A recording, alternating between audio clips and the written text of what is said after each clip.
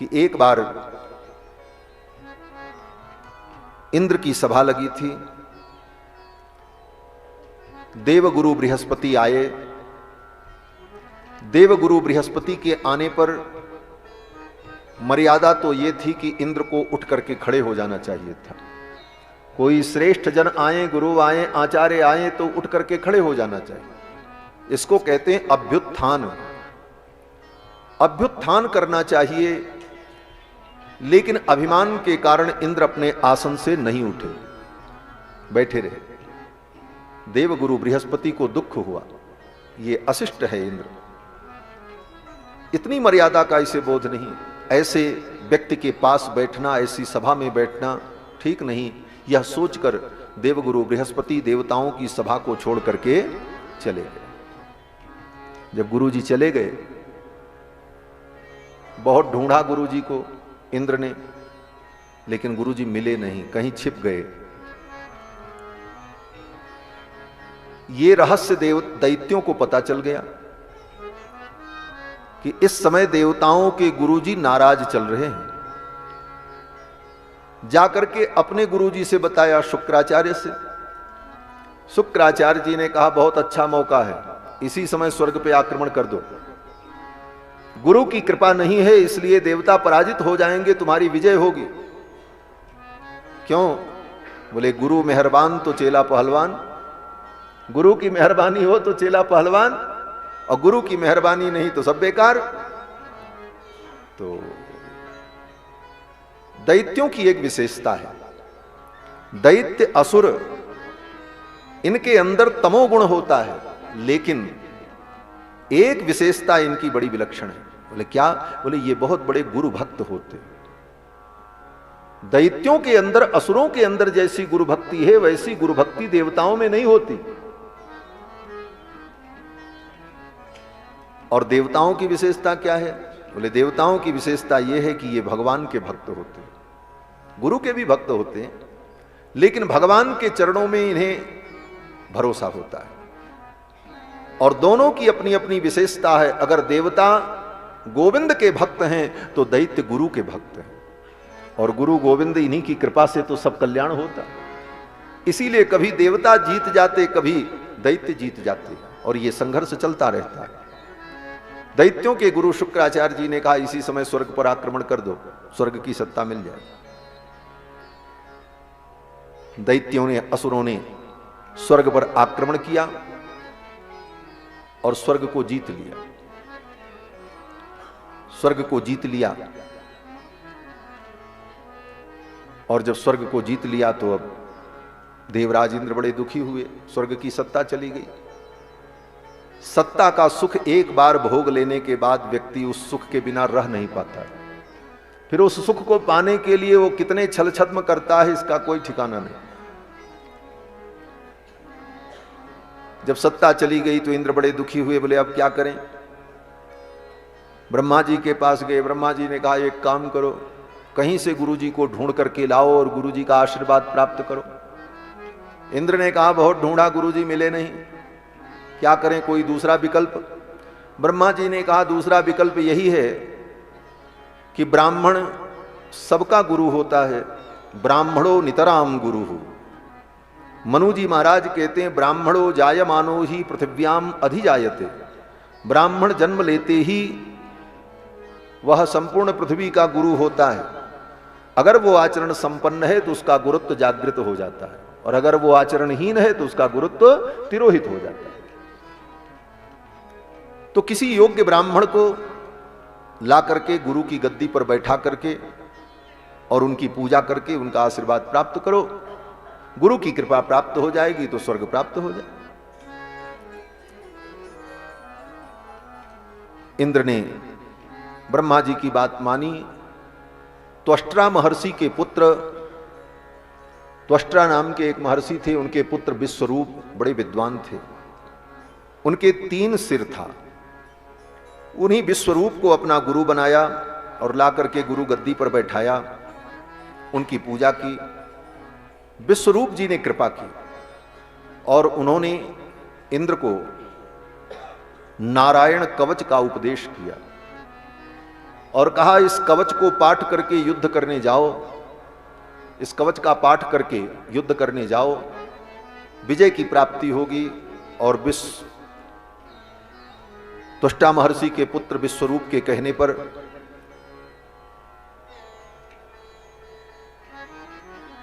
नारायण कवच का अनुष्ठान करके इंद्र युद्ध करने गए, विजय प्राप्त हुई, स्वर्ग की सत्ता मिल गई, गुरु की कृपा हो गई, देवता पर दैत्य पराजित हो गए।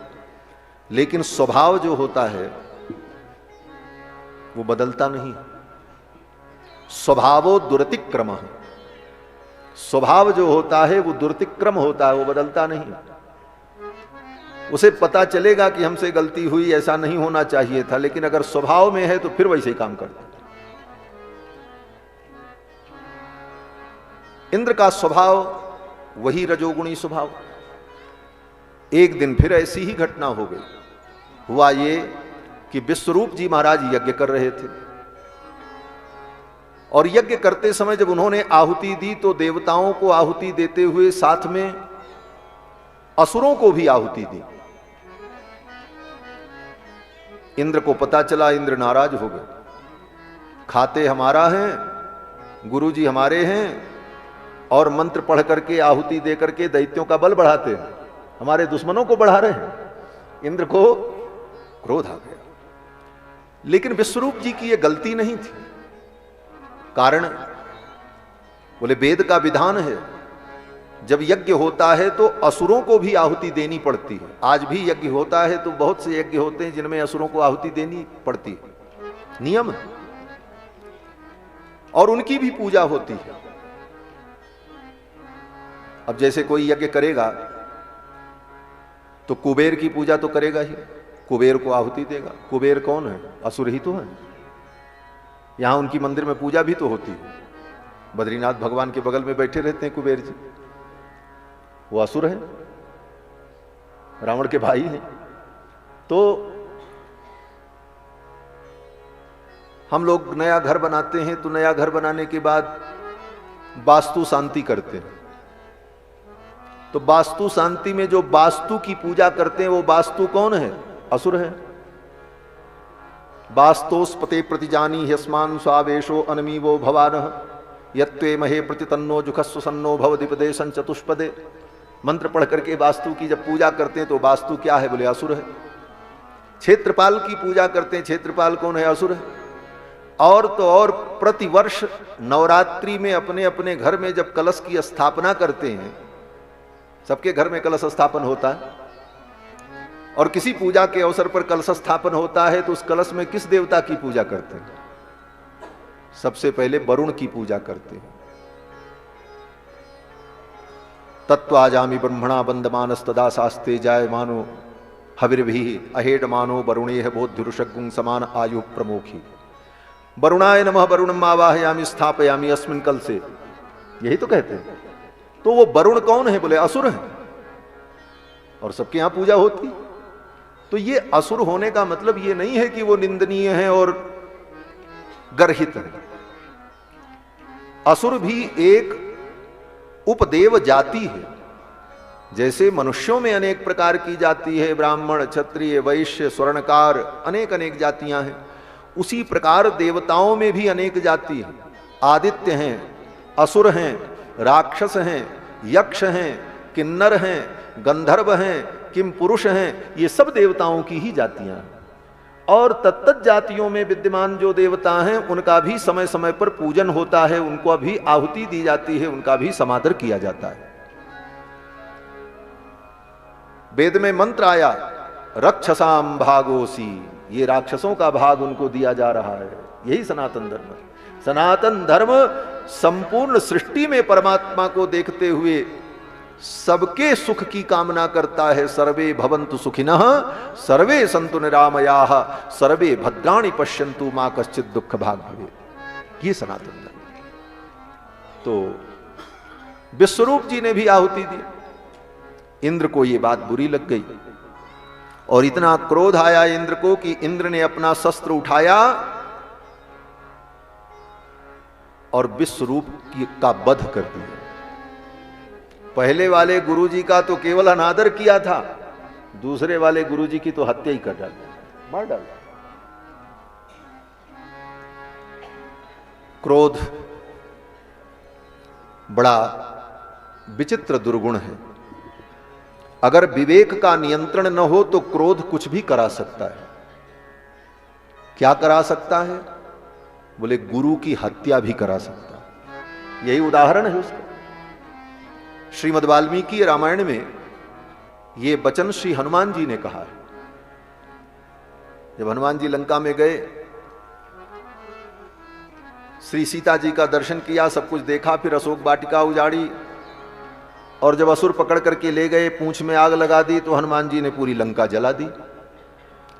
जब पूरी लंका जल गई तब हनुमान जी एक किनारे जाकर बैठकर अपने दोनों हाथों को ऐसे रखकर सोचने लगे। ऐसा ही दृश्य था। हनुमान जी चिंतित हो गए, ये मैंने क्या किया? पूरी लंका में आग लगा दी बिना सोचे समझे, और पूरी लंका जल गई, तो इसी लंका में तो सीता भी जल गई होंगी, जिनको देखने के लिए, जिनको ढूंढने के लिए हम आए थे। हमने तो बहुत बड़ी गलती कर दी। बड़ा पश्चाताप हुआ हनुमान जी को। और हनुमान जी कहने लगे कि क्रुद्धा हन्यात् गुरुनपि। हनुमान जी ने स्वयं कहा इस बात को कि क्रुद्धा हन्यात् गुरुनपि, क्रोध में व्यक्ति अपने गुरु को भी मार सकता है। आज हमने आग लगाई और इस लंका में सीता भी जल गई होंगी, अब मैं क्या करूं? बड़ा पश्चाताप हुआ हनुमान जी को। लेकिन अगले ही क्षण उनके मन में विचार आया, नहीं नहीं, जिस अग्नि से लंका जली वो अग्नि मेरी पूंछ में लगी और मेरी पूंछ के एक बाल नहीं जले, तो सीता कैसे जल सकती हैं? सीता तो परम सती हैं, रघुनाथ जी की कृपा से वो सुरक्षित होंगी। ये हनुमान जी ने जब विचार किया तब मन में संतोष आया। वहां पर हनुमान जी ने यही कहा है कि क्रुद्धा हन्यात् गुरुनपि, क्रोधी व्यक्ति तो अपने गुरु को भी मार सकता है। और उसका उदाहरण ये कथा है। इंद्र ने अपने गुरु जी को मार डाला, विश्वरूप। जब उनके सिर को काट दिया तो उनके सिर से 3 पक्षी उत्पन्न हुए। उनके जो 3 सिर थे उससे 3 पक्षी उत्पन्न हुए।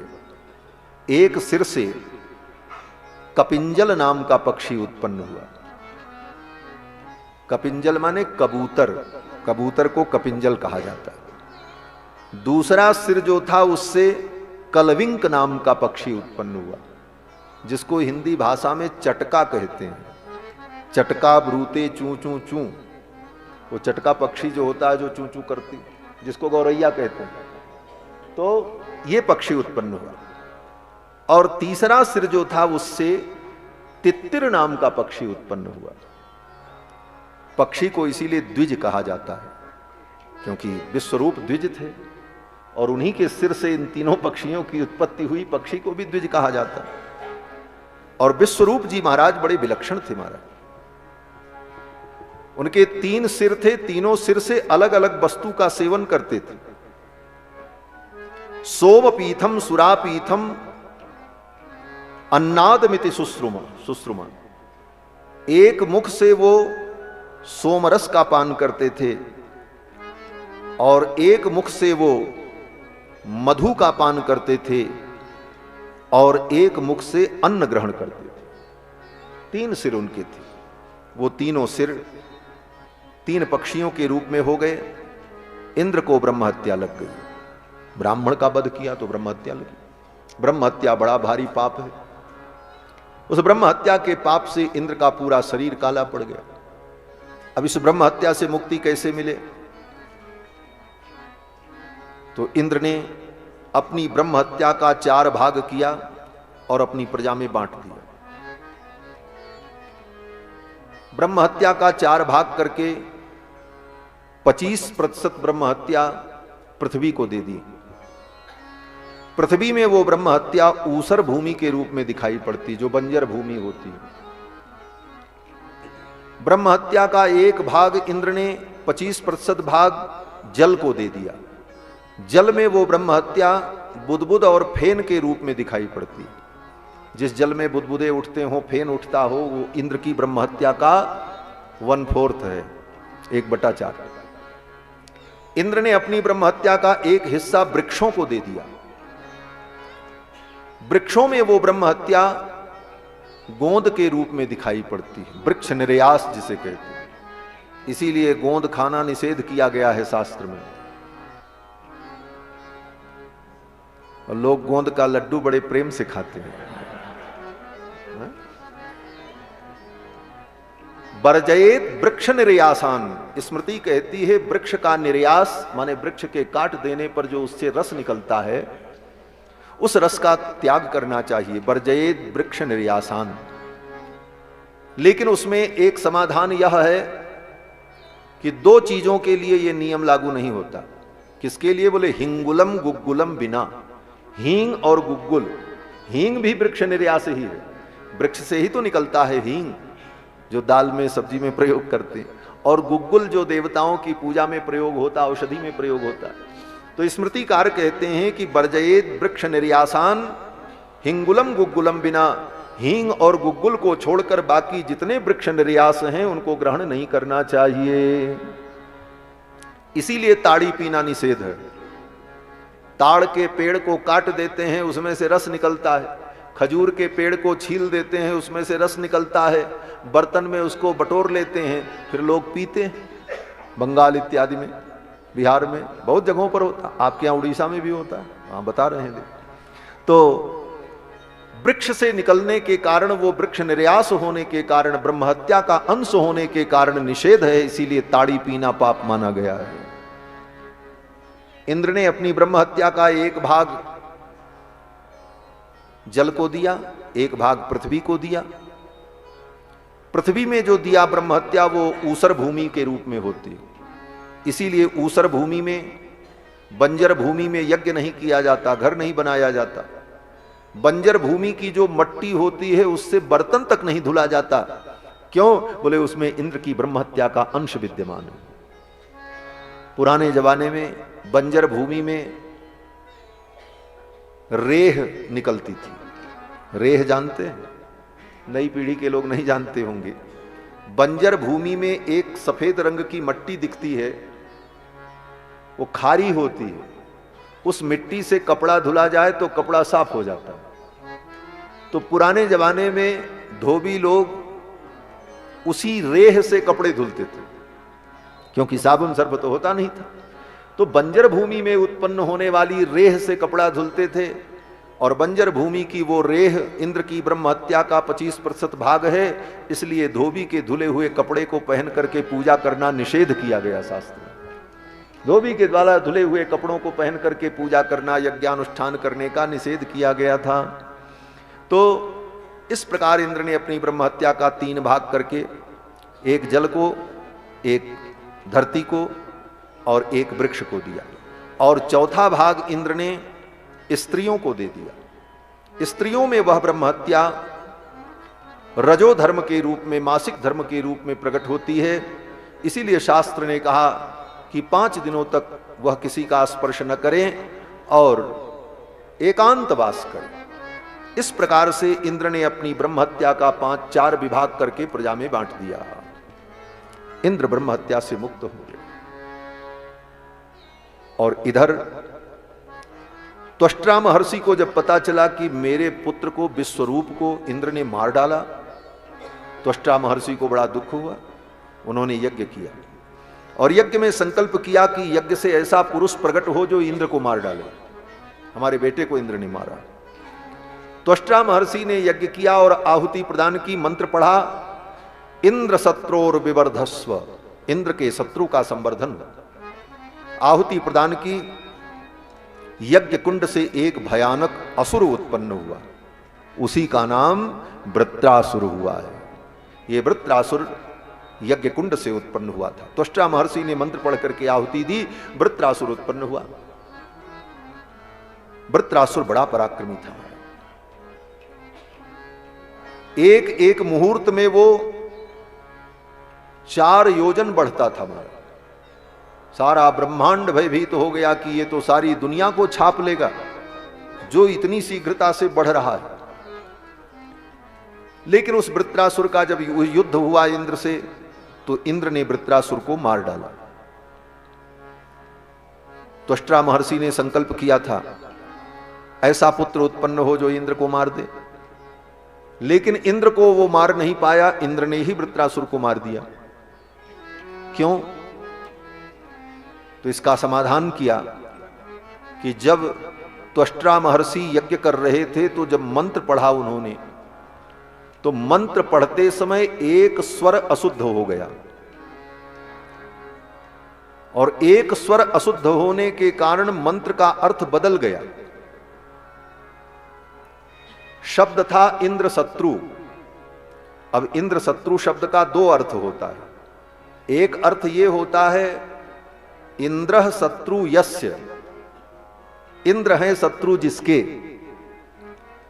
और दूसरा अर्थ होता है इंद्रस्य शत्रु, इंद्र शत्रु जो इंद्र का शत्रु है। तो दो अर्थ हुआ, शब्द वही रहेगा इंद्र शत्रु, लेकिन अर्थ होगा इंद्र का शत्रु और इंद्र है शत्रु जिसके, दोनों अर्थ, दो प्रकार के समास होंगे। लेकिन इसका निर्णय कैसे होगा कि कहां पर कौन सा अर्थ ग्रहण किया गया? तो स्वर के भेद से, उदात्त अनुदात्त स्वरित, तीन प्रकार के स्वर होते हैं। उच्चारण करते समय कौन से स्वर का उच्चारण हुआ उस आधार पर अर्थ तय किया जाएगा। यह व्याकरण है हमारा। और अगर वो स्वर का उच्चारण गलत हो जाए तो अर्थ दूसरा हो जाएगा। अंतोदात्त उच्चारण करने के जगह पर अंत में अनुदात्त का उच्चारण हो गया त्वष्टा महर्षि से। अर्थ क्या हो गया? बोले इंद्र शत्रु जस्य, इंद्र है शत्रु जिसका, अर्थात इंद्र के द्वारा जो मारा जाए, यह अर्थ हो गया। इसी कारण से इस एक स्वर की अशुद्धि के कारण जो संकल्प किया था त्वष्ट्रा महर्षि ने, वो संकल्प पूरा नहीं हुआ। इंद्र ने वृत्रासुर को मार दिया, वृत्रासुर इंद्र को नहीं मार पाए। ये कर्मकांड की सूक्ष्मता है। इस विषय को लेकर महर्षि पतंजलि ने अपने महाभाष्य में लिखा कि स्वरतो वर्णतो मिथ्या प्रयुक्तो न तमर्थमाह सवाग वज्रो जजमानम हिनस्ति यथेंद्र शत्रु स्वरतो पराधात। एक स्वर के अपराध के कारण इंद्र शत्रु वृत्रासुर मारा गया। इसलिए मंत्र के उच्चारण में स्वर की शुद्धि होनी चाहिए, और स्वर अगर अशुद्ध हुआ तो मंत्र का परिणाम उल्टा हो जाता है। इसीलिए जिन जिन मंत्रों से पूजा अनुष्ठान का विधान किया जाता है, उन मंत्रों को पहले ब्राह्मण गुरुकुल में रहकर गुरु के चरणों में बैठकर 12 वर्ष तक एक एक मंत्र को ठीक ठीक पढ़ते हैं, और पढ़ने के बाद जब योग्यता हो जाए तब वो अनुष्ठान और कर्मकांड कराने जाते हैं। अब पढ़ने एक दिन नहीं गए गुरु के चरण में, बाजार से किताब लेकर के चले आए रुद्राष्टाध्यायी और ग्रह शांति, और सुन करके इधर उधर से उल्टा पुल्टा मंत्र याद कर लिया और पूजा करा रहे हैं। इसीलिए पूजा का कोई फल प्राप्त नहीं होता, सफलता नहीं मिलती। कारण मंत्र की अशुद्धि, वाक्य की अशुद्धि, संकल्प की अशुद्धि, स्वर की अशुद्धि, इन अशुद्धियों के कारण वो कर्मकांड जो फल मिलना चाहिए वो फल नहीं दे पाता। तो जजमान को क्या लगता है? बोले महाराज इतना किए थे लेकिन हमारा काम नहीं बना। यजमान की श्रद्धा बिगड़ जाती है। इसलिए ये ब्राह्मणों के लिए उपदेश है कि ब्राह्मणों को अगर कर्मकांड में प्रवृत्त होना है तो पहले विधि पूर्वक कर्मकांड के नियमों को, मंत्रों को जाकर के पढ़ना चाहिए, एक एक उच्चारण को सीखना चाहिए। बोले महाराज 21 स्वर तो गड़बड़ था। बोले एक स्वर से बहुत बड़ा अंतर हो जाता है। उर्दू में एक कहावत है, नुक्ता के हेर फेर से खुदा जुदा हो जाता है। कहते हैं ना कि नुक्ता के हेर फेर से खुदा जुदा हो जाता है। इसका मतलब, बोले इसका मतलब यह है कि जब खुदा लिखा जाता है तो खे लिख करके उसमें वाव की मात्रा लगा करके, दाल एक अक्षर होता उसे लिखकर अलिफ की मात्रा लगाई जाती है, तब होता खुदा। और जुदा लिखना होगा तो जे जबर लिख करके उसमें भी वाव की मात्रा लगा करके दाल अक्षर लिख करके अलिफ लगा तो हो गया जुदा। दोनों एक जैसे दिखेंगे, अंतर क्या होगा? बोले एक बिंदी का अंतर होता है। खुदा लिखा जाएगा तो ऊपर एक बिंदी रहेगी, और जुदा लिखा जाएगा तो बिंदी नहीं रहेगी, बस एक बिंदी। तो बिंदी को ही नुक्ता कहते हैं। नुक्ता माने बिंदी। एक नुक्ता के हेर फेर से जो खुदा है उसको कोई क्या पढ़ेगा? बोले जुदा पढ़ेगा। तो एक स्वर, एक मात्रा गलत हो जाने पर अर्थ का अनर्थ हो जाता। हमारे स्वामी जी एक दृष्टांत कहते थे कि भीम उधर से आ रहे हों गदा लेकर और सामने आ जाए तो व्यक्ति उनको प्रणाम करेगा, और प्रणाम करेगा तो क्या कहेगा? बोले हे कुंती नंदन, हे कुंती नंदन मैं आपको प्रणाम करता हूं। भीम प्रसन्न हो जाएंगे, आशीर्वाद देंगे। लेकिन प्रणाम करते समय हे कुंती नंदन मैं आपको प्रणाम करता हूं, ये कहते समय कुंती के ऊपर जो बिंदी है वो गायब हो जाए और उच्चारण में न हो, तब क्या होगा? बोले तब भीम की गदा और तुम्हारा सिर एक हो जाएगा। यही होगा और क्या होगा? तो एक स्वर के हेर फेर से अर्थ का अनर्थ हो जाता है। इसीलिए मंत्रों के उच्चारण में, विधि में बहुत नियम की अपेक्षा होती है और ये सब जान करके तब करना चाहिए। त्वष्टा महर्षि से थोड़ी सी चूक हो गई, परिणाम ये हुआ कि वृत्रासुर इंद्र को नहीं मार पाए, इंद्र ने ही वृत्रासुर को मार दिया। यथेंद्र शत्रु स्वरतो पराधात, बड़ी लंबी कथा है। वृत्रासुर इंद्र से युद्ध करने गए, बड़ा भयंकर युद्ध हुआ महाराज। इंद्र ने दधीच महर्षि की हड्डी से वज्र का निर्माण कराया और फिर उस वज्र से युद्ध करने के लिए आए। जब आए तो उस युद्ध में वृत्रासुर ने देवराज इंद्र के ऐरावत के मस्तक पर एक मुष्टिका का प्रहार किया। जघान कुंभस्थल उन्नदन मृधे तत्कर्म सर्वे समपूजयन नृप। इंद्र के गजराज के मस्तक पर जब वृत्रासुर ने मुष्टिका का प्रहार किया तो गजराज ऐरावत चक्कर खा करके गिर पड़ा। इतना पराक्रमी था वृत्रासुर। इंद्र ने अपना वज्र उठाया, जो जगह मिले वहीं बैठ जाइए, कथा में विघ्न होगा। बोलो श्री सीता रामचंद्र भगवान की जय। जिसको जहां जगह मिले वहीं बैठ जाए, थोड़ा थोड़ा आगे सरक जाइए। बोलो श्री सीता रामचंद्र भगवान की जय। श्रीमन्नारायण नारायण नारायण, श्रीमन्नारायण नारायण नारायण, श्रीमन्नारायण नारायण नारायण, श्रीमन्नारायण नारायण नारायण, श्रीमन्नारायण नारायण नारायण, श्रीमन्नारायण नारायण नारायण, श्रीमन्नारायण नारायण नारायण, श्रीमन्नारायण नारायण नारायण, श्रीमन्नारायण नारायण नारायण, श्रीमन्नारायण नारायण नारायण, श्रीमन्नारायण नारायण नारायण, श्रीमन्नारायण नारायण नारायण,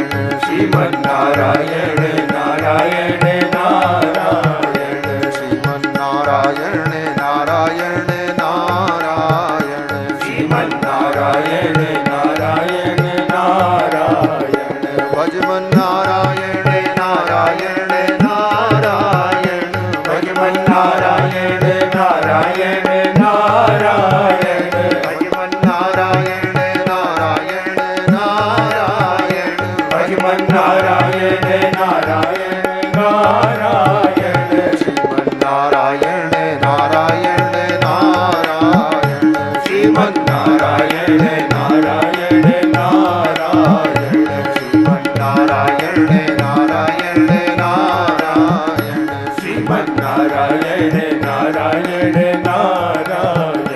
श्रीमन्नारायण नारायण नारायण, श्रीमन्नारायण नारायण नारायण। बोलो श्री लक्ष्मी नारायण भगवान की जय। जय जय सीताराम।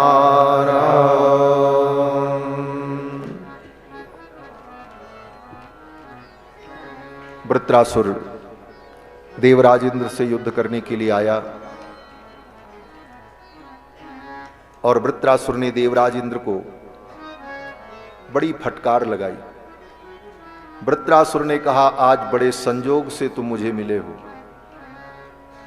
दृष्टया भवान में समवस्थितो रिपुर, बड़ा ही सुंदर संयोग है कि आज तुम मेरे शत्रु बनकर के मेरे सामने आए हो।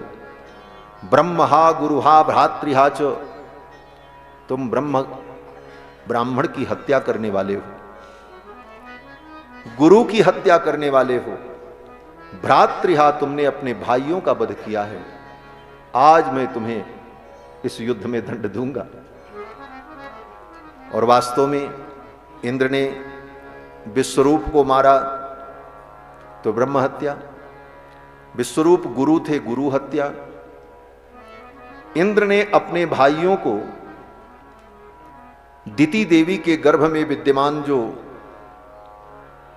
मरुत देवता थे उनको मारने के लिए इंद्र ने दिति देवी के गर्भ में प्रविष्ट होकर उस गर्भ के 7 टुकड़े कर दिए थे, काट डाला था।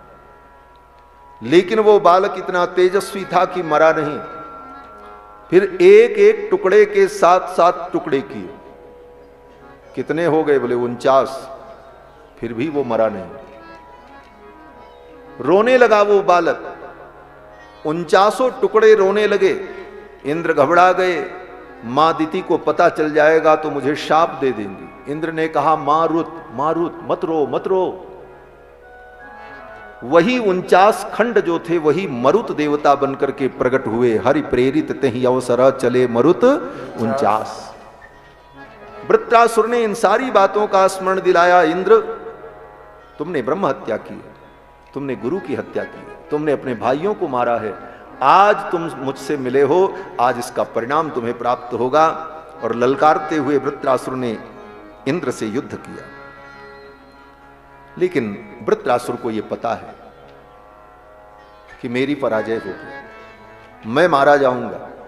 वृत्रासुर ने कहा, मैं जानता हूं इंद्र विजय तुम्हारी होगी, लेकिन मुझे इसकी चिंता नहीं है कि मेरी पराजय होगी। मैं कर्म करूंगा।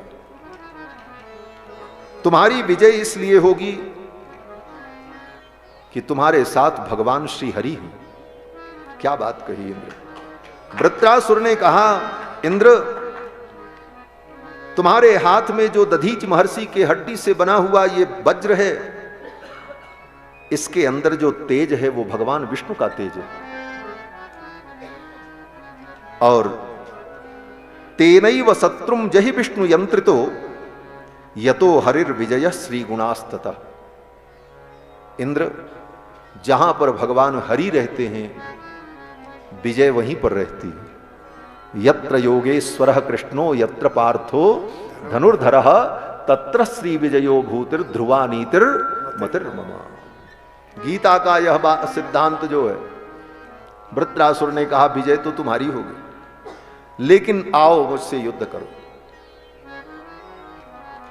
मैं अपने प्रभु का जब ध्यान करूं, अहम समाधाय मनो यथाह संकर्षणस्तच्चरणारविंदे, अपने मन को समाहित करके भगवान संकर्षण के चरणों में मैं अपने चित्त को जब लगा दूं, उस समय तुम अपने वज्र के द्वारा मेरा वध करना।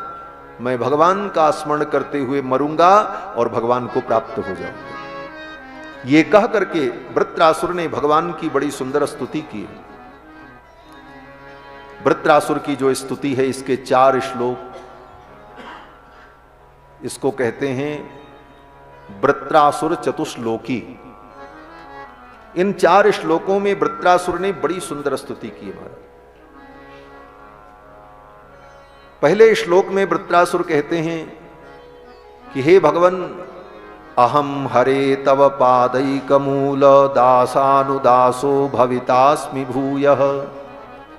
हे भगवन, हे हरि, मैं आपके चरणों का दासानुदास बन जाऊं, मेरी कामना है और कोई कामना नहीं। निष्काम भक्ति का उपदेश वृत्रासुर के चरित्र से हमको लेना चाहिए। वृत्रासुर कहता है, हे प्रभु, मैं तो आपका दास बनने के योग्य नहीं हूं, लेकिन आपके जो दास हैं मैं उनका दास बन जाऊं। दासानुदासो भवितास्मि भूयः। और यही अनुसंधान हमारे वैष्णव संप्रदाय में पूर्वाचार्यों ने किया है। आज भी कोई वैष्णव किसी वैष्णव से मिलते हैं तो यही कहते हैं, ये दासानुदास आपके चरणों में प्रणाम करता। दासानुदास, हम भगवान के दास हैं। और तो और हमारे आचार्य लोग अनुसंधान करते हैं कि दासानुदास चरमावधि रामानुजदास। चरमावधि रामानुजदास माने भगवान के जो दास हैं, उनके जो दास हैं, उनके जो दास हैं, अंतिम जो पायदान पर हो वो दास मैं हूं, चरमावधि दास। और हमारे आलवार श्री कुलशेखर आलवार तो अपने ग्रंथ में कहते हैं कि हे भगवान, मैं आपका दास तो नहीं बन सकता, इतनी योग्यता नहीं है, लेकिन जो आपके दास हैं, उनके जो दास हैं, उनके जो दास हैं, उनके जो दास हैं, उनके जो दास हैं, उनका जो दास है वो दास मैं बन जाऊं तो मैं धन्य हो जाऊं। कुलशेखर आलवार अपने मुकुंदमाला प्रबंध में कहते हैं कि त्वद भृत्य भृत्य परिचारक भृत्य भृत्य भृत्यस्य भृत्य इति माम स्मर लोकनाथ। हे लोकनाथ, आपके जो दास के दास, दास के दास, दास के दास हैं, मैं उनका दास बन जाऊं तो धन्य हो जाऊं। ये क्या है? बोले ये नैत्यानुसंधान है। इसको हमारे यहां आचार्यों ने नैत्यानुसंधान कहा है। नैत्यानुसंधान का मतलब, बोले अपनी नीचता का अनुसंधान करो, ये वैष्णवता है। वैष्णवता ये नहीं कहती कि अपनी श्रेष्ठता का अनुसंधान करो, हम बड़े ज्ञानी हैं, हम बड़े विद्वान हैं, हम बड़े पद प्रतिष्ठित हैं, हम बड़े महान हैं, हम बड़े पूज्य हैं, इसका अनुसंधान मत करो। इसका अनुसंधान करो, हम दीनहीन हैं, मलिन हैं। मौसम दीन न दीन हित तुम समान रघुबीर, अस विचार रघुवंश मणि हरहु विषम भव। ये दैन्य जो है, ये नैत्यानुसंधान, ये नैत्यानुसंधान वैष्णव की शोभा है। और नैत्यानुसंधान होने पर भक्ति पुष्ट होती है। इसीलिए महापुरुषों ने अपने जीवन में नैत्यानुसंधान किया है। सूरदास जी क्या कहते हैं? मौसम कौन कुटिल खल कामी। तो क्या सूरदास जी कुटिल थे? सूरदास जी कामी थे।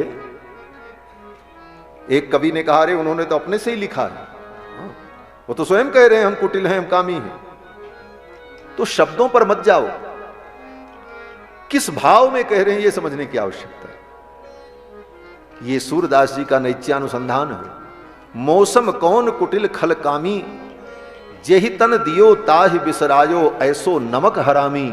मौसम कौन कुटिल खल कामी। सूरदास जी कहते हैं हम तो नमक हराम, हमसे ज्यादा नमक हराम कौन होगा।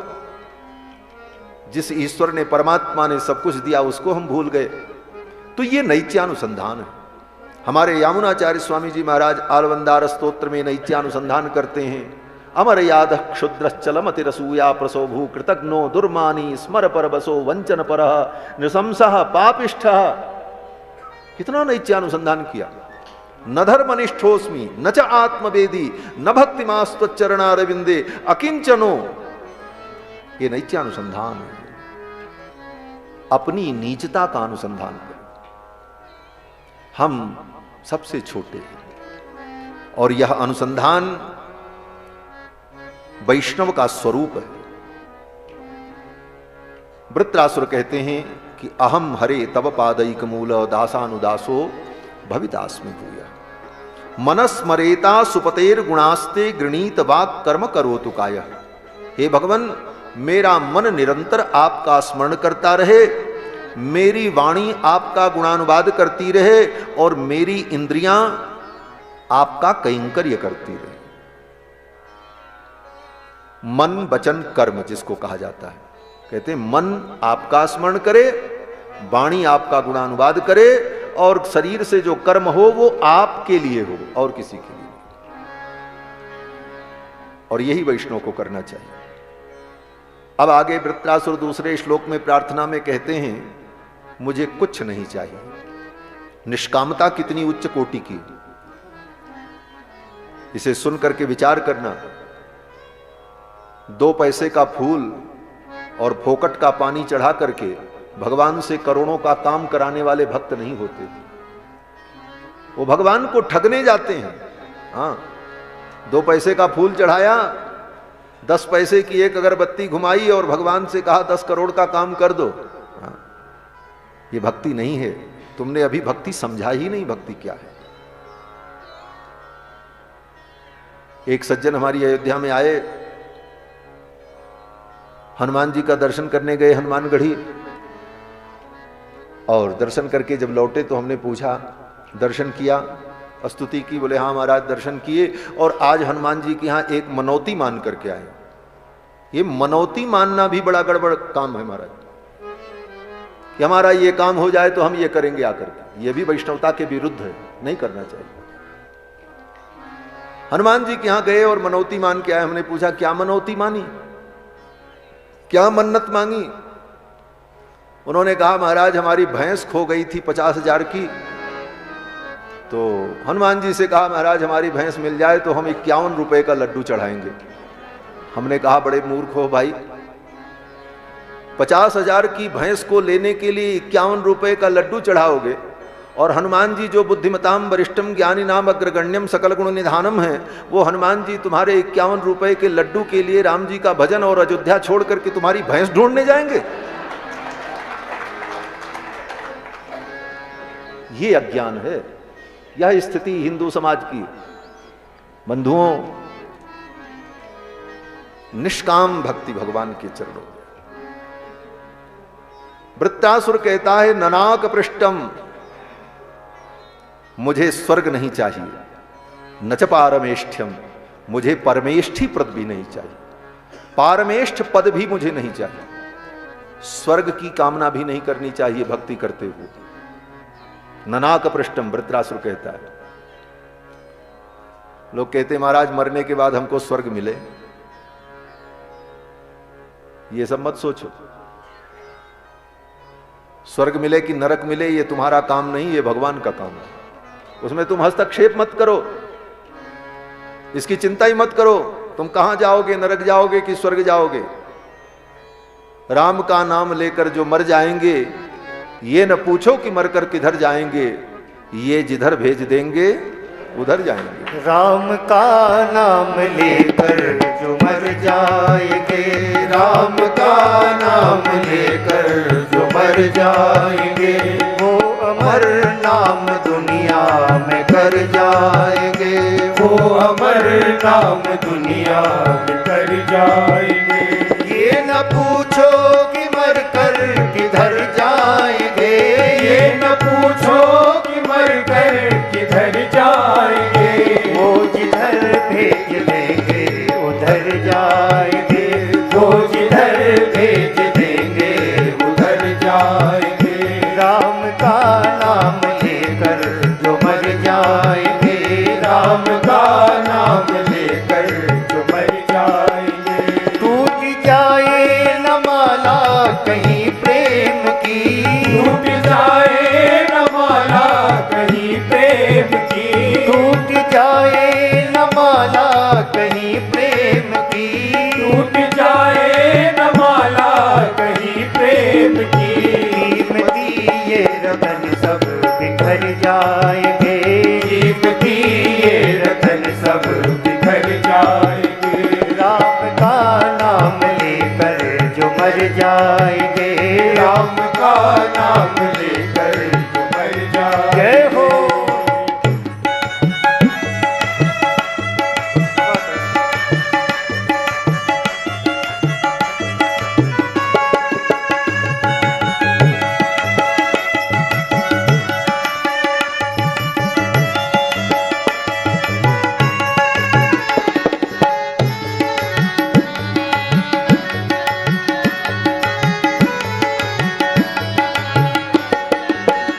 बात मानो न मानो खुशी आपकी, बात मानो न मानो खुशी आपकी, बात मानो न मानो खुशी आपकी, बात मानो न मानो खुशी आपकी, बात मानो न मानो खुशी आपकी, बात मानो न मानो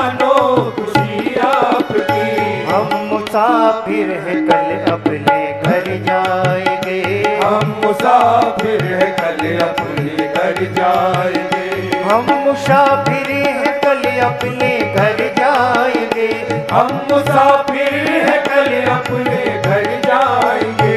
राम का नाम लेकर जो मर जाएंगे। राम का नाम लेकर जो मर जाएंगे। वो अमर नाम दुनिया में कर जाएंगे।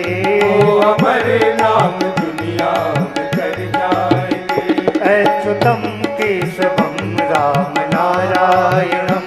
अच्युतम केशवम राम नारायणम। कृष्ण दामोदरम वासुदेवम हरिम। कृष्ण दामोदरम वासुदेवम हरिम। श्रीधरम माधवम गोपिका वल्लभम। श्रीधरम माधवम गोपिका वल्लभम। श्रीधरम माधवम गोपिका वल्लभम। श्रीधरम माधवम गोपिका वल्लभम। श्रीधरम माधवम गोपिका वल्लभम। श्रीधरम माधवम गोपिका वल्लभम। श्रीधरम माधवम गोपिका वल्लभम। श्रीधरम माधवम गोपिका वल्लभम। जानकी नायकम रामचंद्रम भजे। जानकी नायकम रामचंद्रम भजे। ओ जानकी नायकम रामचंद्रम भजे। जानकी नायकम रामचंद्रम भजे। अच्युतम केशवम राम नारायणम। अच्युतम केशवम राम नारायणम। कृष्ण दामोदरम वासुदेवम हरिम। कृष्ण दामोदरम वासुदेवम हरिम। श्रीधरम माधवम गोपिका वल्लभम। श्रीधरम माधवम गोपिका वल्लभम। श्रीधरम माधवम गोपिका वल्लभम। श्रीधरम माधवम गोपिका वल्लभम। श्रीधरम माधवम गोपिका वल्लभम। श्रीधरम माधवम गोपिका वल्लभम। जानकी नायकम रामचंद्रम भजे। जानकी नायकम रामचंद्रम भजे। ओ जानकी नायकम रामचंद्रम भजे। जानकी नायकम रामचंद्रम भजे। अच्युतम केशवम राम नारायणम।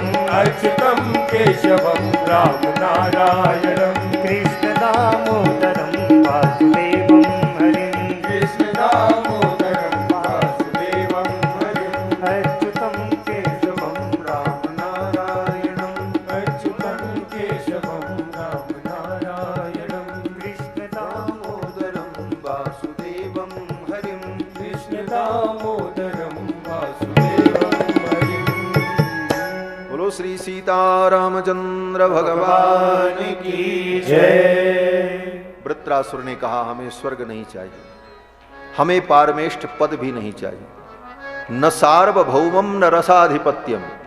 सार्वभौम पद, रसातल का साम्राज्य मुझे नहीं चाहिए, न योग सिद्धि।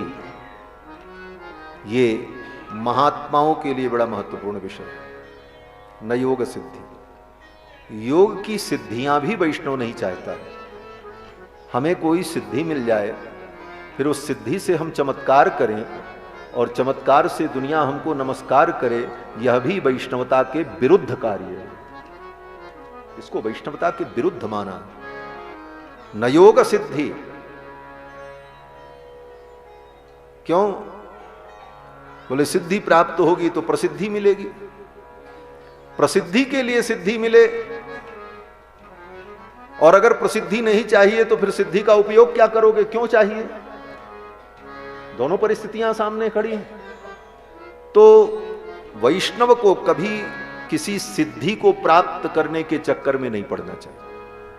अगर वो अपने वैष्णव धर्म की रक्षा चाहता है तो, और केवल नाम मात्र वैष्णव है तब तो कोई बात ही नहीं। वैष्णव भी दो प्रकार के होते हैं, एक भीतर से, एक बाहर से। हाँ, वैष्णवाः द्विविधा प्रोक्ताः बाह्याभ्यंतरमेव च। आचार्य कहते हैं भीतर और बाहर से दो प्रकार के वैष्णव होते हैं। बाह्यस्तु शंख चक्राभ्याम, बाहरी वैष्णव कौन है? बोले जो शंख चक्र आयुध धारण कर लिया, तिलक लगा लिया, तुलसी पहने हैं तो पहचान हो गई ये वैष्णव है। बाह्यस्तु शंख चक्राभ्याम अंतरतो बीतरागतः, और भीतर से वैष्णव कौन है? जो बीतराग है। यह स्वरूप वैष्णव का है, अर्थात बाहर से भी वैष्णव का स्वरूप हो और भीतर से भी। और केवल बाहर से है भीतर से नहीं है तो पूरा नहीं है। इसलिए सिद्धियों के चक्कर में भी नहीं पड़ना चाहिए। सिद्धियां भटका देती हैं, सिद्धियां व्यक्ति को भगवान से दूर ले जाती हैं। चमत्कार तो होता है, संसार में नाम होता है, लेकिन उसका परिणाम अच्छा नहीं होता। मरने के बाद उसकी दुर्गति होती है। वो सिद्धियां, वे देवता जो उसके जीवन में चमत्कार दिखा करके संसार में पुजा देते हैं, वही देवता मरते समय उस जीवात्मा को खींचकर अपनी ओर ले जाते हैं और अपना सेवक बना करके उनका शोषण करते हैं। हजारों वर्ष बीतने के बाद तब उस जीवात्मा को फिर उससे मुक्ति मिलती है। कितनी ऐसी घटनाएं सुनी जाती हैं। इसलिए कोई सिद्धि हमें मिले ये भी नहीं कामना करनी चाहिए। अपुनर्भवम वा, हमें मोक्ष मिल जाए संसार में फिर हमारा जन्म न हो, बोले इसकी भी इच्छा नहीं करनी चाहिए। अपुनर्भवम वा, बोले तब क्या कामना करनी चाहिए? बोले समंजसत्वा विरहय्य कांक्षे।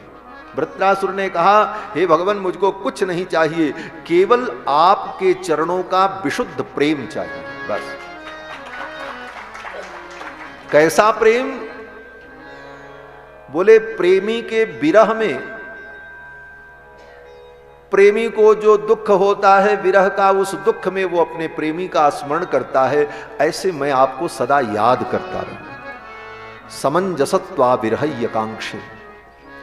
किस प्रकार से? तो उदाहरण दिया अगले श्लोक में। अजात पक्षा इव मातरम खगाह। पहला उदाहरण दिया अजात पक्षा। पक्षियों के जो चूजे होते हैं, जब तक उनके पंख नहीं निकले रहते तब तक वो अपने माता पिता पर आश्रित रहते हैं, घोंसले में बैठे रहते हैं, न उड़ पाते हैं न कहीं जा पाते हैं। टकटकी लगा करके देखते रहते हैं, अब मैया आएगी और मेरे चोंच में दाना डालेगी। अजात पक्षा इव मातरम खगाह। खगाह माने पक्षिण।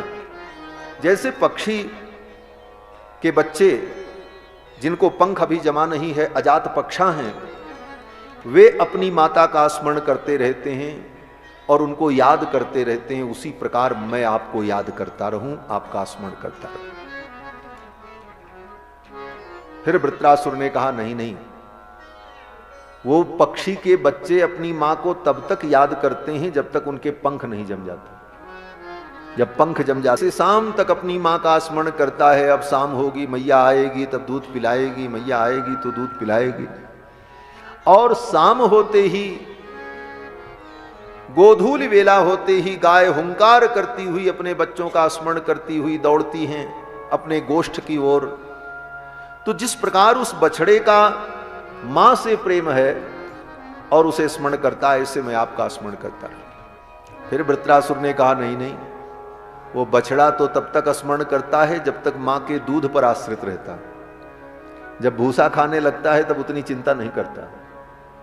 तो अंत में वृत्रासुर ने कहा कि प्रियम प्रियेव विषुतम विषण्णा मनोरविंदाक्ष दिदृक्षते त्वाम। मैं आपका उस प्रकार स्मरण करता रहूं जैसे प्रिय पति परदेश चला जाए तो प्रियतमा अपने घर में बैठी उसका स्मरण करती है, याद करती है, कब आएंगे कब आएंगे।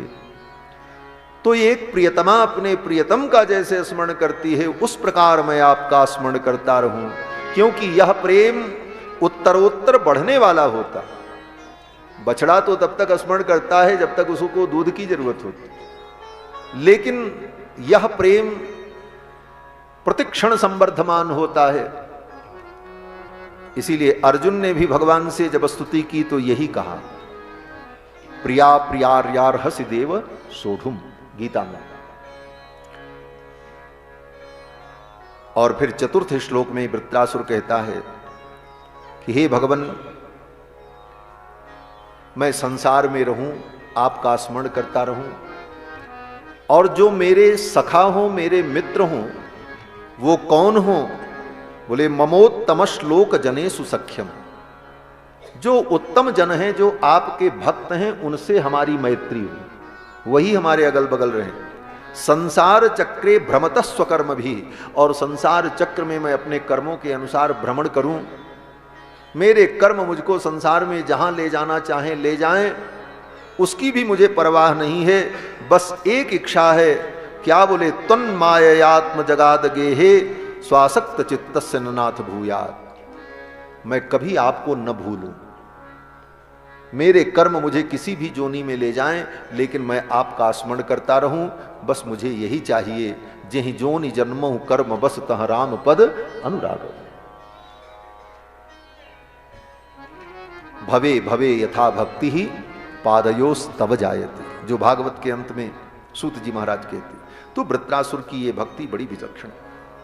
4 श्लोकों में वृत्रासुर ने जो भाव कहा है, महाराज विद्वानों के लिए तो ये महाराज 10 दिन तक लोग प्रवचन करते रहे इस पे। हाँ, इतना विषय है इसमें, एक एक विषय का विस्तार करे तो 10-10 दिन तक केवल वृत्रासुर के इन 4 श्लोकों पर ही प्रवचन चलता रहे और विषय वस्तु का अंत नहीं होगा। वृत्रासुर ने भगवान की स्तुति की, इंद्र आए युद्ध करने के लिए। एक बार तो इंद्र को ऐसा महाराज गदा से प्रहार किया वृत्रासुर ने कि इंद्र का वज्र हाथ से छूट गया, वज्र गिर गया नीचे। इंद्र को लज्जा होने लगी कि मैं वज्र उठाने के लिए चलूं, और तब तक कहीं वृत्रासुर ने सिर पर गदा रख दी, तब तो काम तमाम हो जाएगा। लेकिन जब गदा गिर गई, वो वज्र गिर गया, तो वृत्रासुर ने कहा, इंद्र उठाओ अपना वज्र, लज्जित मत हो, आओ युद्ध करो। इंद्रो न वज्रम जगहे विलज्जितश्च्युतम स्वहस्तादरि सन्निधौ पुनः। वृत्रासुर ने कहा, उठाओ वज्र। तमाह वृत्तो हर आत्वक्रो वज्रो जहि स्वशत्रुम न विषाद काल, ये विषाद का काल नहीं है, अपने शत्रु का वध करो, आओ। ललकारा इंद्र।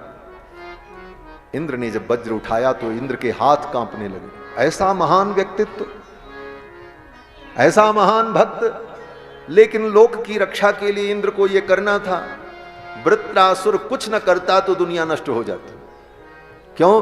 बोले वो बड़ा विलक्षण था महाराज, यज्ञ से प्रकट था, इतना बढ़ रहा था कि बढ़ते बढ़ते बढ़ते बढ़ते सारी दुनिया में वही व्याप्त हो जाता, सारी दुनिया ही उसमें समा जाती। इसलिए उसका वध अनिवार्य था। लोक रक्षा के लिए इंद्र ने वृत्र का वध किया। वृत्रासुर जब मरा तो वृत्रासुर के शरीर से एक दिव्य ज्योति प्रकट हुई, नीले रंग की, और आकाश में विलीन हो गई। देवताओं ने, गंधर्वों ने, सबने पुष्प की वर्षा की, जय जयकार की है। धन्य है ये विलक्षण भक्त वृत्रासुर। इंद्र ने भी प्रशंसा की। इंद्र ने कहा, अहो दानव सिद्धोसि, हे दानव तुम सिद्ध हो। यस्ते मतिरीदृशी, ऐसी तुम्हारी मति है भगवान के प्रति। भक्त सर्वात्मनात्मानम सुहृदम जगदीश्वरम, तुमने जगदीश्वर को ही अपना परम सुहृद माना। ऐसी मति बड़ी दुर्लभ है, ऐसी मति सबकी नहीं होती। इंद्र ने प्रशंसा की अपने शत्रु की, और इस प्रकार वृत्रासुर का उद्धार हुआ। आगे श्री सुखदेव जी महाराज ने राजा परीक्षित को भगवान नरसिंह के चरित्र का वर्णन करके सुनाया। 7वें स्कंद में भगवान नरसिंह का चरित्र है, भक्त प्रहलाद का चरित्र है। 7वें स्कंद का नाम है ऊती। ऊती माने वासना। जिसके अंदर जिस प्रकार की वासना होती है, उसके अंदर उसी प्रकार के कर्म दिखाई पड़ते हैं। पूर्व जन्म की वासनाओं का प्रभाव व्यक्ति के जीवन में दिखाई पड़ता है। अच्छा और बुरा। इसीलिए कोई अच्छे होते हैं, कोई बुरे होते हैं, कोई धर्मात्मा होते हैं, कोई पापी होते हैं। उनके पूर्व जन्म के संस्कार उसके कारण होते हैं। वो चाहे जिसके घर में पैदा हो, उस जीवात्मा का अपना जो संस्कार होगा, जो वासना होगी, वो समय आने पर प्रकट हो जाएगी। लोग कहते हैं महाराज बड़े धर्मात्मा थे, उनका बेटा देखो कितना बड़ा नालायक हो गया। बोले तो उनके धर्मात्मा होने में कोई कमी नहीं है, वो धर्मात्मा है, लेकिन उनका जो बेटा है उसके अलग संस्कार है। पुलस्त महर्षि साधारण धर्मात्मा थे, लेकिन उनके खानदान में कौन पैदा हुआ? रावण पैदा हुआ। उत्तम कुल पुलस्त कर नाती, शिव बिरंच पूजे बहु भांति। और हिरण्यकश्यपु ऐसा दुर्दांत असुर, और उसके घर में भक्त प्रहलाद प्रकट हो गए। यही उदाहरण समझाने के लिए नारद जी ने, सुखदेव जी ने यह कथा राजा परीक्षित को सुनाई। सप्तम स्कंद के प्रारंभ में राजा परीक्षित ने सुखदेव जी से एक प्रश्न किया। समप्रिय सुहृद ब्रह्मन भूतानाम भगवान स्वयं। भगवान समप्रिय हैं, समदर्शी हैं, सब पर उनकी बराबर कृपा होती है, सब पर मोर बराबर दया। तो जब भगवान की सब पर बराबर दया है, तो फिर भगवान राक्षसों को मारते क्यों हैं और देवताओं की सहायता क्यों करते हैं? उनके लिए तो देवता राक्षस दोनों बराबर होना चाहिए। यह प्रश्न राजा परीक्षित ने सुखदेव जी से किया। इंद्रस्यार्थे कथम दैत्यान अवधीत विषमो यथा। इंद्र के लिए, देवताओं के लिए दैत्यों का वध भगवान क्यों करते हैं? ये विषम चरित्र क्यों करते हैं? ये विषमता क्यों है भगवान? अगर कोई कहे कि देवताओं से भगवान को कोई स्वार्थ है, तो कहते हैं साक्षान निःश्रेयसात्मनः, जो भगवान लक्ष्मीपति हैं, सर्वगुण संपन्न हैं, सर्वसमर्थ हैं, उनको देवताओं से क्या अपेक्षा हो सकती? देवता उनकी क्या सहायता करेंगे? किस काम लायक हैं देवता उनके लिए? और अगर कोई ये कहे कि असुरों से भगवान को कोई डर है, इसलिए भगवान असुरों को मारते हैं, बोले असुर भगवान का क्या बिगाड़ पाएंगे? तो फिर भगवान असुरों का वध क्यों करते हैं, देवताओं का पक्ष क्यों लेते हैं?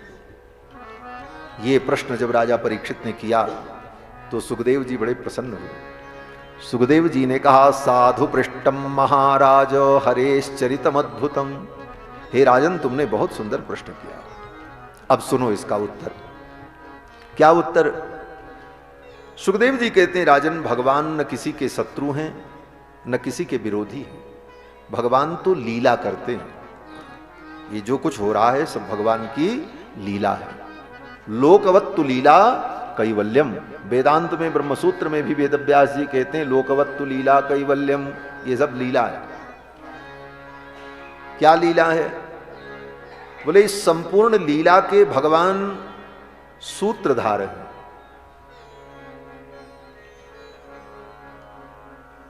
सबकी बुद्धि में प्रेरणा देकर के सब कुछ कराने वाले सूत्रधार तो भगवान है। और सूत्रधार का काम क्या होता है? जब कोई नाटक होता है मंच पर, तो उस नाटक में सबका कार्य तय कर दिया जाता है। इसको ये करना है, इसको ये करना है, इसको ये करना है।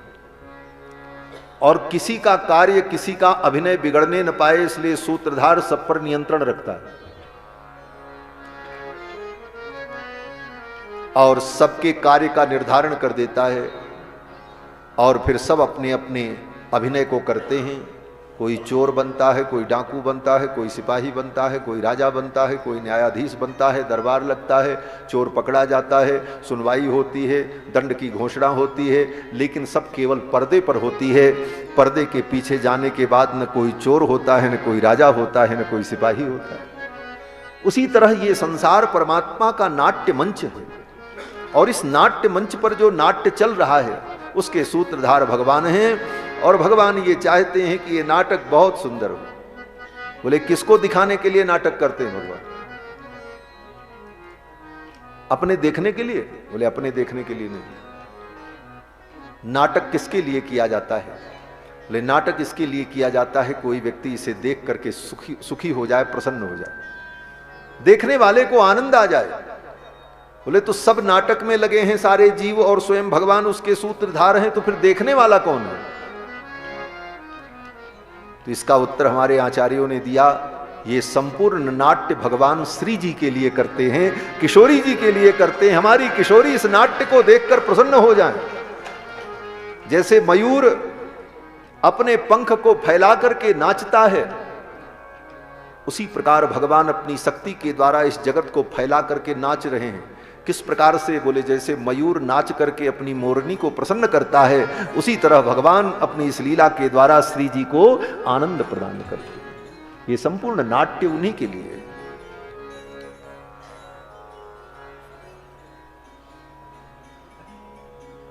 संपूर्ण नाट्य श्री जी के लिए,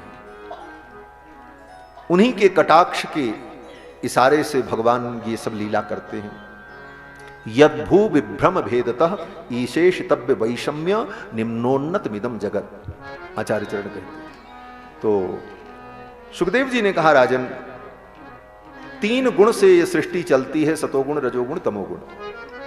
तीनों गुण अपने अपने अनुपात में बने रहें तो सृष्टि बढ़िया से चलती है, नाटक बढ़िया से होता है।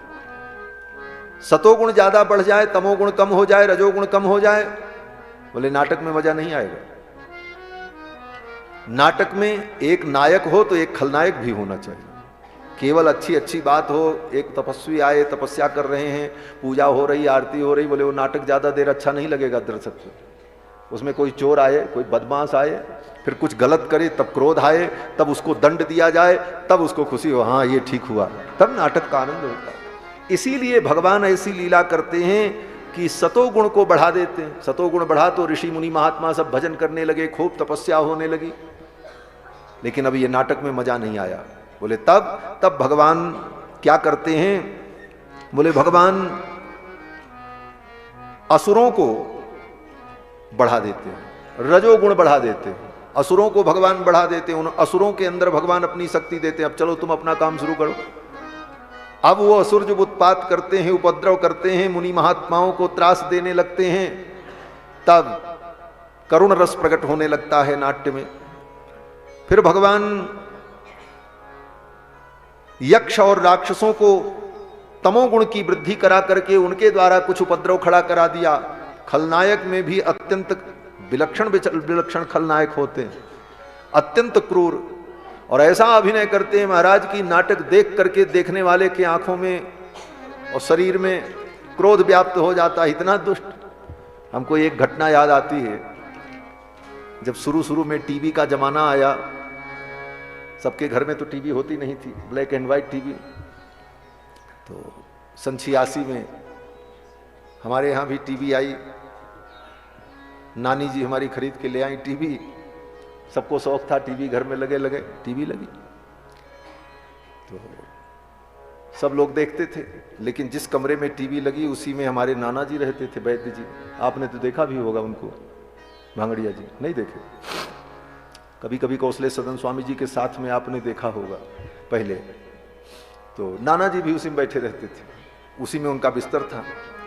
तो खाली को इतना परेशान की, इतना त्रास दी। बाद में जब उसका भंडाफोड़ हुआ है? हाँ, ललिता पुआ। तो अब उसका चेहरा इतना भयानक और उसकी कूटनीति इतनी भयानक कि देखने वाले के मन में क्रोध पैदा हो। तो नाना जी हमारे बड़े क्रोधी थे महाराज। और जब नाटक का अंत होता है तो उन खलनायकों को दंड मिलता ही है। जब वो मारी जाने लगी तब नाना बैठे बैठे टीवी देखते कि हाँ बहुत अच्छा हुआ, अब इसको पता चला। तो इस तरह उस नाटक में तन्मय हो जाना, ये नाट्य। तो भगवान ही ऐसी लीला करते और उसी को देख करके श्री जी प्रसन्न हो जाती हैं, आनंदित होती हैं। तो ये सब भगवान का नाट्य है। न भगवान किसी को मारते हैं, तो सब भगवान की लीला मात्र है। श्री सुखदेव जी कहते हैं, राजन यही प्रश्न तुम्हारे बाबा ने नारद जी से किया था। जो प्रश्न तुमने हमसे किया, यही प्रश्न तुम्हारे बाबा ने नारद जी से किया था। कौन? बोले महाराज युधिष्ठिर ने। कब किया था? बोले जब राजसूय यज्ञ में अग्र पूजा भगवान की होने लगी तो शिशुपाल ने भगवान को बहुत गालियां दी। जब 100 गालियां हो गई तब भगवान को क्रोध आया और भगवान ने शिशुपाल को अपने चक्र से मार दिया। शिशुपाल के शरीर से एक ज्योति निकली और भगवान के चरणों में विलीन हो गई। इस दृश्य को सभी ने देखा, युधिष्ठिर ने भी देखा। तो युधिष्ठिर ने नारद जी से कहा, देवर्षि ये कैसी लीला है, जिसने इतनी गाली प्राप्ति हो गई भगवान के चरणों को प्राप्त कर गया। बड़े बड़े योगी अमलात्मा भगवान के चरणों को प्राप्त करते हैं और इस पापी को जिसने इतनी गालियां दी, इसको भी वही गति भगवान ने दे दिया। तो नारद जी ने कहा, देखो राजन, उसके कर्म क्या थे ये महत्वपूर्ण नहीं, महत्वपूर्ण यह है कि वो भगवान का स्मरण कर रहा था। और जो जीव भगवान का स्मरण करेगा वो भगवान को प्राप्त हो जाएगा। वेदव्यास जी यही तो कहते हैं, यस्य स्मरण मात्रेण जन्म संसार बंधनात् विमुच्यते नमस्तस्मै विष्णवे प्रभु विष्णु। इसमें विशेष अर्थ यह है कि यस्य स्मरण मात्रेण, स्मरण मात्र हो बस, वो स्मरण प्रेम पूर्वक है कि द्वेष पूर्वक है कि विद्रोह पूर्वक है कि भावपूर्ण है, इसका कोई मतलब नहीं। भगवान का स्मरण होना चाहिए और अगर स्मरण किया तो भगवान को प्राप्त हो जाए। नारद जी कहते हैं ये शिशुपाल भी रोज भगवान का स्मरण करता था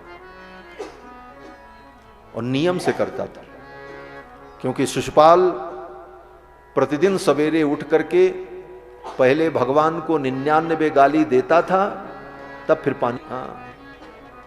गोस्वामी तुलसीदास जी महाराज कहते हैं, दिन प्रति देत गन गन गारी, दिन प्रतिदिन गिन गिन करके गालियां देता था।